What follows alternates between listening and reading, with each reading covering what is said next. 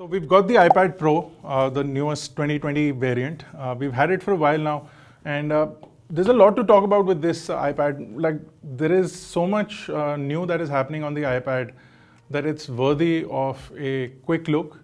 I also want to do a full edit on the iPad. That'll be in a later video. But today, let's look at some of the coolest features of the iPad Pro and some of the things that I like about the new keyboard. So let's quickly get started.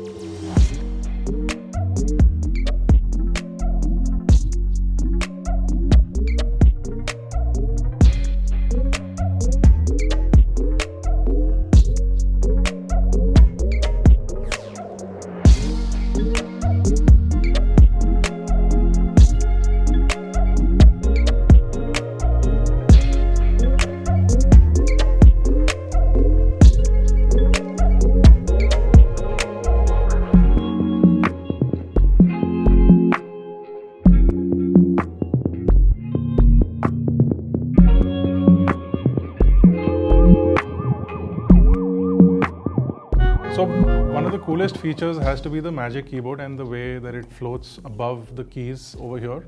And because this is fully magnetic, you can simply remove it and then attach it, and it stays on there, and it's quite secure to the point where the pencil will fall off, but the iPad will not, which is something that I wouldn't do with any other device. So major elements of the iPad, when you look at it, are more or less the same. You of course get a newer chip, so you have the A12Z Bionic chip, which will be replaced by a newer chipset this year from Apple.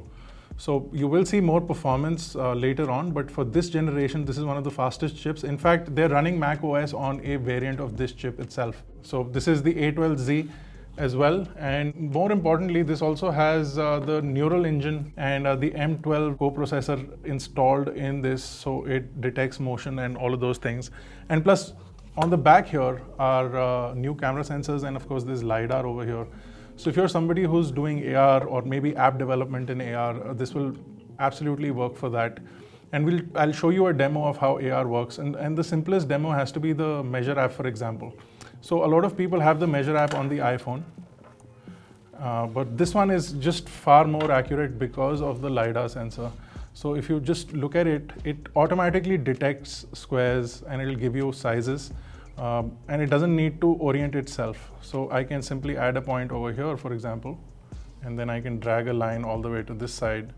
And there is no configuration or orientation that needs to be done. It'll tell you that it's 9.5 inches. Same thing for example, any product that you may have. You can simply measure those things out, and it doesn't take too long. So approximately 6 inches by 3 inches. So those kind of features, things that you would use normally on an iPhone. So if I open up the Measure app on the iPhone, you will see that I need to orient the phone. I need to do this little dance where the sensors will sort of adapt, and then I can do the measurement. And even then, it takes a while to detect squares like it did over there. And just moving from one aspect to the other may not give you accurate results. So where the iPad said it was 9.5 inches, this says it's only 9 inches. So you get more accurate measurements because of the LiDAR sensor. And then, of course, if you're doing AR, and the easiest example of AR has to be Apple's own AR demo. So if I go to the iPad Pro demo here, and if I go down to the AR bit, and you can see how quickly you can just swipe through and move through things. And so, for example, if I go and do the AR bit for the iPad itself, I can place the iPad here. And you can see how accurately it places the object. Of course, I can shrink the size. It's only 34% of the original size, but how accurately I can place it on my subject, and that's thanks to the LiDAR sensor. And I can move it around. I can go above it, below it. I can also rotate it around. So these kind of things are possible thanks to the LiDAR sensor. And you get real-time sizes as well. So you get an example of how it would look in a real-time size, and how it would look, say, for example, on top of your book. And it can manage to do all those kind of things only because of the LiDAR sensor, things that you can't do without a LiDAR sensor. So this works really well for AR, works really well for things like measurement, and just general usage. Now, the second greatest aspect that I think that I really like, of course, you've got a 120 Hertz of ProMotion display over here. You've got a 240 Hertz touch sampling. So this is really fast and it'll recognize your input. So one of the coolest things, of course, is the pencil. And you can see that you can't really make out a difference when it comes to your touch and what kind of a trail it leaves back. It's almost instant. It almost feels like a real pencil, and that's because of the super low touch latency. It's as quick as a real pencil would. So that is what makes this experience really good for a lot of people. Now, you can sketch, draw things on the iPad, and there are like millions of apps available, but you can also use it for general navigation.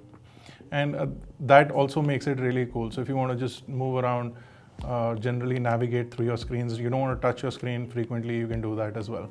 Especially at this angle, going and reaching something to touch can be slightly difficult. But say, for example, you're typing like this, you can either use the mouse, but if you're used to touching stuff, you can go and use the pencil. It gives you an extended reach, and it also reduces the angle at which you would touch a screen otherwise. So you can use the mouse, or you can use the Apple Pencil, or you can use the touch screen as well. If you don't already know that you can magnetically place it here, it detects it, it charges the pencil here as well. So one of the coolest things, of course, this year around is the new Magic Keyboard. Now, this is a really, really good keyboard on a device like this. This is a backlit keyboard, and you have a fairly large trackpad here as well. So you get that mouse cursor sort of thing. It's more a touch cursor because this is a touchscreen display. So the cursor, the way it's designed, the way it changes when you take it to hover over icons is really cool. And more importantly, you still get your navigation gestures. So you can swipe up to go back to the home screen. You can swipe between applications, and you can do all your multi-touch gestures that you would on a MacBook, for example. So if you go into the Photos app here, you can see that this is a picture of the iGyan logo. And with the multi-touch gestures, you can easily pinch in with 2 fingers and then also pinch out. Somehow my fingers aren't registering because of them being overly clean with sanitizer, but you can easily pinch in and pinch out if that's something that you want. Again, multitasking and gestures work really well. You can see how smooth the display is. The overall user interface looks absolutely fantastic. Now, coming back to the keyboard, if you want to type for long periods of time, this is a good keyboard to have for that. So let's go into a full-size text here, and this is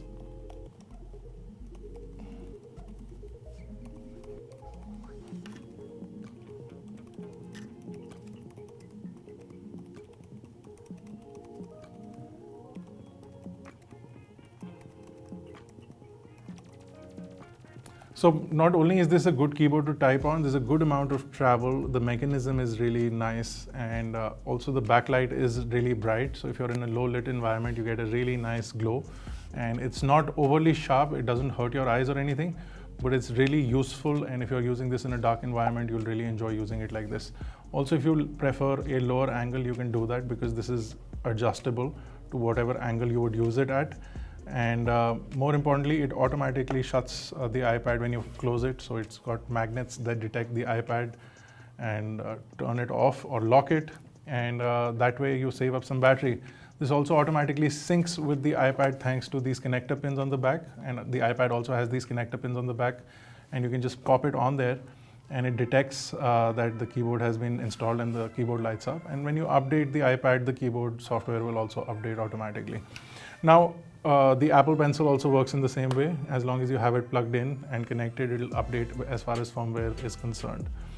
A lot of cool features. Of course, now they already included file transfer on iOS 13 last year. And this iPad is really, with respect to video editing, is something that I've been wanting to test. And a lot of guys have already done that as well. So let's go into, for example, the Files app, which is here. And so you can see that anything that we connect via USB-C will show up here as well. So for example, this is what we have. And then I can go into folders. And then here I can look at raw files. Now these are files directly from my camera. So you can see some of these are like really massive 1.2 gigabyte files, 2 gigabyte files, We've also got some smaller ones over here. So you can see and preview these files directly from a hard drive.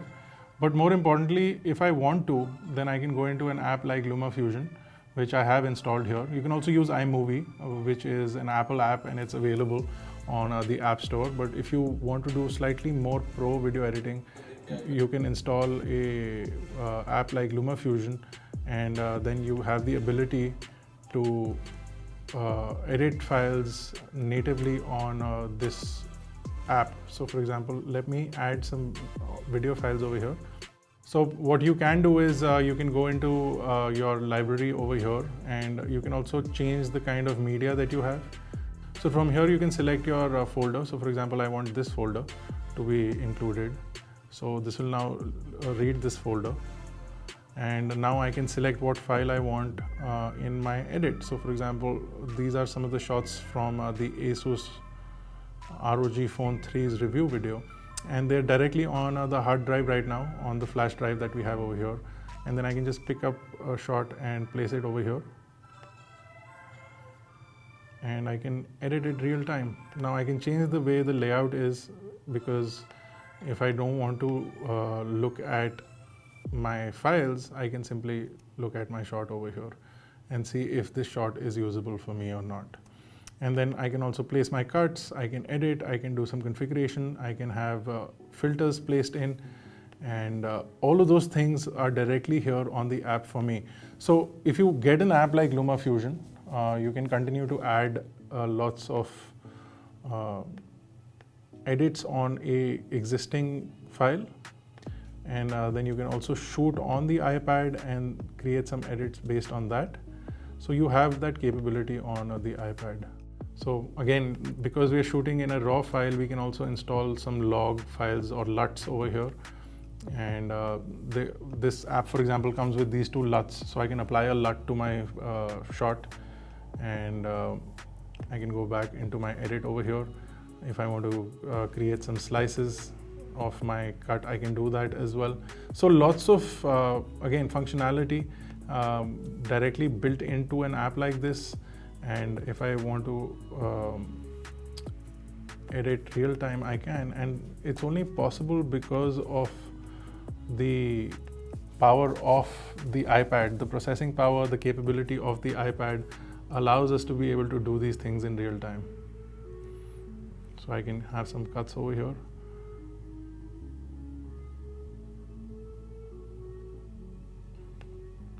And basically what I'm doing is editing real time on the iPad.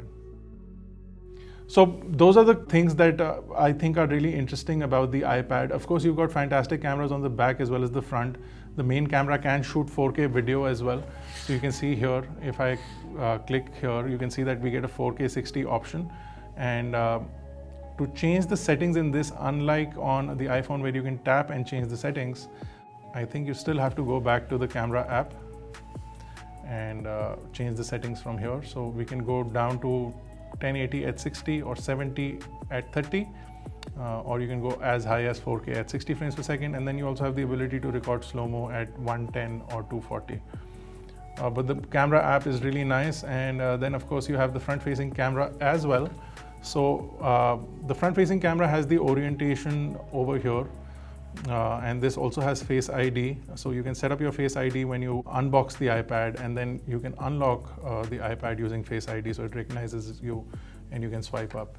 So quite cool. It's an impressive device, something that we are looking forward to using extensively. So that was it, guys.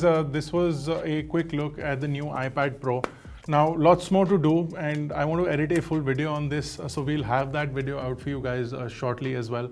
Crazy amounts of battery life, crazy amounts of performance. We've got the 512 gigabyte variant, so you've got lots of storage in there as well. So with respect to performance, with respect to capability, this is quite up there, and it can do a lot of things, and especially the LiDAR sensor can come in handy for a lot of things.